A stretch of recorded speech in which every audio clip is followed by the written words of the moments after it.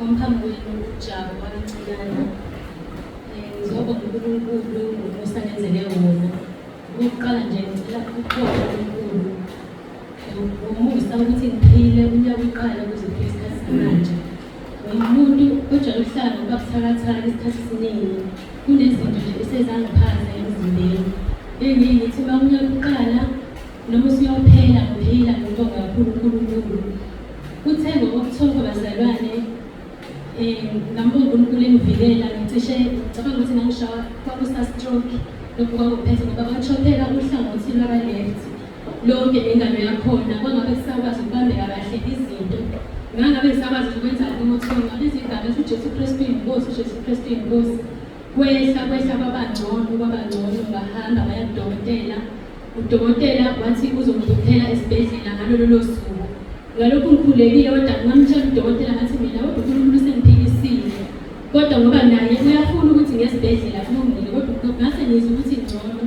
kulungile ngangahamba ngalolo suku ngaze ngahamba ngoMonday kweviki elandelayo ngahlala esibhedlela iviki lonke ngoba ngesikhathi sangicheck udokotela wathi iBP yami iphezulu kakhulu ngesikhathi bengicheck abathi nginkinga iBP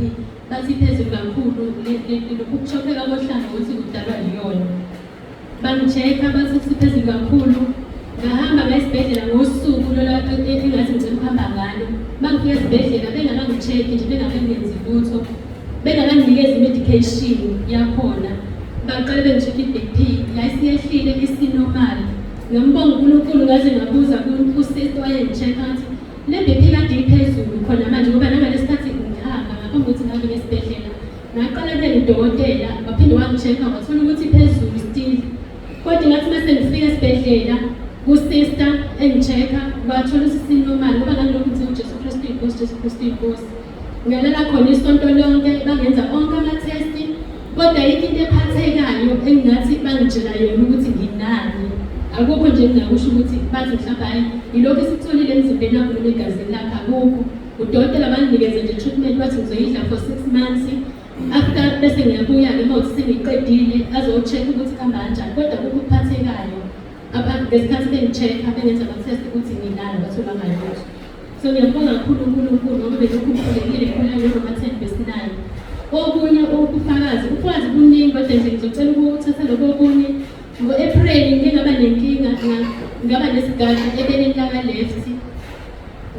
ngasendela ubaba umyale i-VN ngimazisa ukuthi ngesibhedlela ngoba udokotela ngaqalekela wathi ucela ukungigqophela kwi-specialist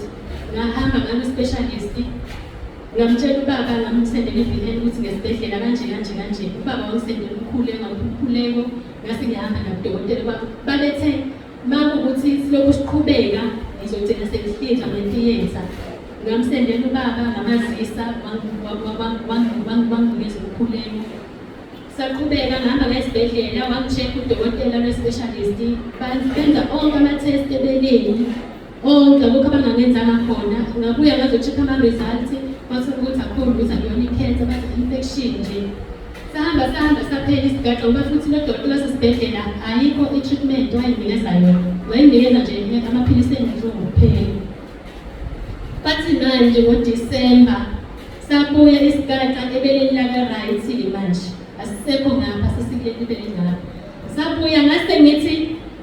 ubaba ngamsendela i-VN ngo-April wangipha umkhuleko ngasebenzisa wona ngasebenzisa noRoma 10:9 lokhu ngisebenzisa le mkhuleko saphela isigaxa ngithi uJesu Kristu inkosi ngiyabonga kakhulu uNkulunkulu angenzele khona unyaka uqala uzophela mina ngendlela engithakathaka ngayo ngiyitshela ukuthi nje ngenzeka noma yini kodwa uNkulunkulu salokhu engifihlile ngithi udumo uNkulunkulu ephezulu